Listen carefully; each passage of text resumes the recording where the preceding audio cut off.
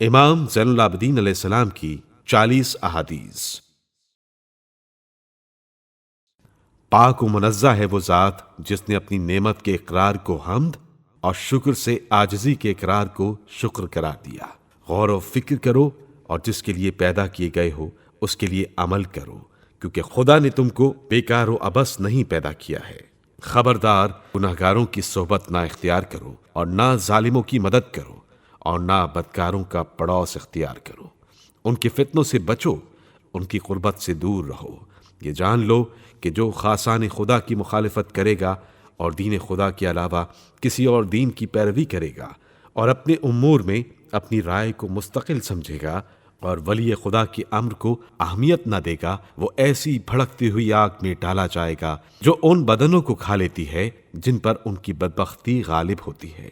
لہٰذا اے صاحبان بصیرت، عبرت حاصل کرو اور خدا نے تم کو جو ہدایت بخشی ہے اس پر اس کی حمد کرو، اور یہ سمجھ لو کہ خدا کی قدرت سے نکل کر کسی غیر کی قدرت میں نہیں داخل ہو سکتی، اور خدا تمہارے اعمال کو دیکھتا ہے اور پھر تمہارا حشر بھی اسی کی طرف ہونے والا ہے۔ لہٰذا موعظوں سے نفع حاصل کرو اور صالحین کے آداب اختیار کرو۔ خدا کی بارگاہ میں 2 قطروں کے علاوہ کوئی اور قطرہ محبوب نہیں ہے، وہ خون کا قطرہ جو راہ خدا میں گرے، وہ آنسوؤں کا قطرہ جو رات کی تاریکی میں بندے سے صرف خدا کے لیے گرے۔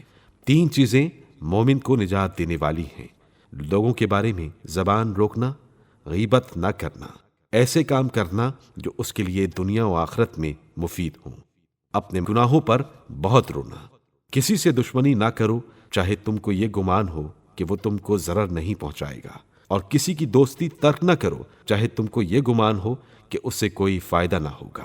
معرفت اور دین مسلم کا کمال یہ ہے کہ لا یعنی باتوں کو ترک کر دے، بہت کم لڑائی کرے، حلم، صبر اور حسن خلق کا مالک ہو، لوگوں سے بہت کم ضرورتوں کو طلب کرنا ہی در حقیقت مالداری ہے۔ سعادت مند ہے وہ انسان جس کا کاروبار اس کے شہر میں ہو، دوست صالح ہوں اور اس کی اولاد اس کے کام آنے والی ہو۔ خبردار، بد کردار کی صحبت مت اختیار کرو، کیونکہ وہ تم کو ایک لقمے یا اس سے کم پر بیچ دے گا۔ برادر مومن کا مودت کی وجہ سے برادر مومن کے چہرے کی طرف دیکھنا اور اس سے محبت کرنا عبادت ہے۔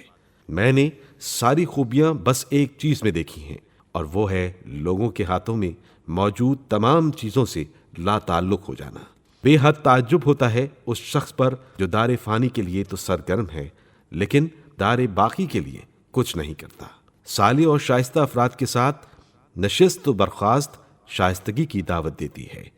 بے وقوف شخص کی صحبت سے بچو، کیونکہ وہ جب تم کو فائدہ پہنچانا چاہے گا تو نقصان پہنچا دے گا۔ خبردار، بخیل کی صحبت سے بچو، کیونکہ وہ تمہاری اشد ضرورت کے وقت تم کو اپنے مال سے محروم کر دے گا۔ جھوٹے کی صحبت سے بچو، کیونکہ وہ سراب کی طرح ہے، دور کو تمہارے قریب کرے گا اور قریب کو دور کرے گا۔